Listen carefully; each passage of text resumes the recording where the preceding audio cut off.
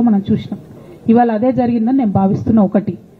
రెండు, నేను ఈ లేఖ అనేటటువంటిది రిలీజ్ అయిన తర్వాత ఎప్పుడు కేసీఆర్ గారికి కొంచెం ఇబ్బంది జరిగినా, అది కాళేశ్వరం కమిషన్కి వారు పిలుపుకొచ్చినా, 2 సార్లు వారు యశోద హాస్పిటల్కి వచ్చినా, నా చిన్న కొడుకు అమెరికాకు తీసుకెళ్లే సందర్భమైనా నేనే వారి దగ్గర పోయినా. నాకేం బేషణం ఉంటుంది, ఆయన మా నాన్న కదా.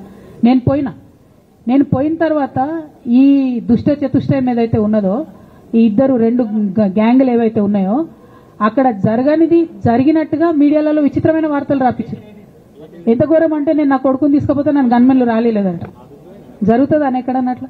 ఇటువంటివన్నీ మెయిన్ స్ట్రీమ్ పత్రికలు రాస్తాయి. మరి విచిత్రం నాకు అర్థం కాదు. మెయిన్ స్ట్రీమ్ పత్రికలు అనేటటువంటి ఇట్లాంటి వార్తలు మరి ఆడ ఎవరు లేని కూడా లేరు.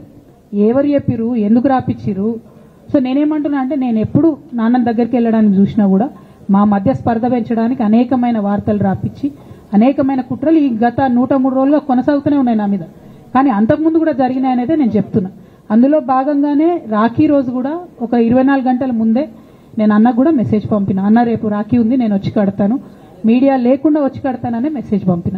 బట్ అన్న బిజీగా ఉండే ఎక్కడికో వెళ్ళిండ్రు, నేను అర్థం చేసుకున్నాను. అందుకే వెళ్ళి రాఖీ కట్టలేకపోయినాను. సో నేను నా వైపు నుంచి ఎక్కడ కూడా కమ్యూనికేషన్ చేయడానికి ప్రయత్నంలో లోపం జరగలేదు. అటువైపు నుండి కమ్యూనికేషన్ రాలేదు. నేను చెప్పాలనుకున్నవి, నేను ఎత్తుకున్న ప్రజా సమస్యలు ఈ 103 రోజులలో మీ ముందున్నాయి. అవి చేస్తూనే ఉన్నా. ఇక భవిష్యత్తుకు సంబంధించినటువంటి విషయం నేనేం ఆలోచించలేదు. ఎందుకోసం అంటే, నిన్న నోటీస్ రావడం అనేటటువంటిది డెఫినెట్గా నేను కొంచెం బాగా బాధపడ్డా. నాకెందుకు నోటీస్ వస్తుంది, మరి నా లేఖ లీక్ అయింది, లీక్ చేసింది ఎవరు అంటే, చేసినటువంటి వ్యక్తుల మీద ఎందుకు విచారణ జరగలేదు అనేటటువంటిది ఖచ్చితంగా పార్టీ అంతర్గతంగా ఆలోచన చేసుకోవాలి. అంటే నన్ను ఏం మాట్లాడకుండా నన్ను డైరెక్ట్గా ఉరిదీస్తారు. నేను ఎవరి మీద అయితే కంప్లైంట్ చేసినో కనీసం వాళ్ళను అడిగినరా, అడగలేదా, చర్యలు తీసుకున్నారా, తీసుకోలేదా, ఏమీ చెప్పకపోతే, ఆ మాత్రం అంతర్గత ప్రజాస్వామ్యం లేకపోతే బయట ప్రజలకు మనం ఏం చెప్తామన్నది నా ప్రశ్న.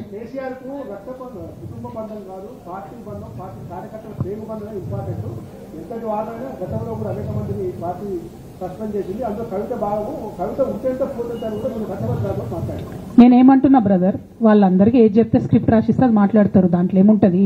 ఇప్పుడు పెద్ద సంఘటన జరగడం ఏంటిది, నన్ను పార్టీ నుండి విడిగొట్టాలనేటటువంటి ఒక నిర్ణయం అది జరిగిన తర్వాత ఇవన్నీ జరుగుతూనే ఉంటాయి.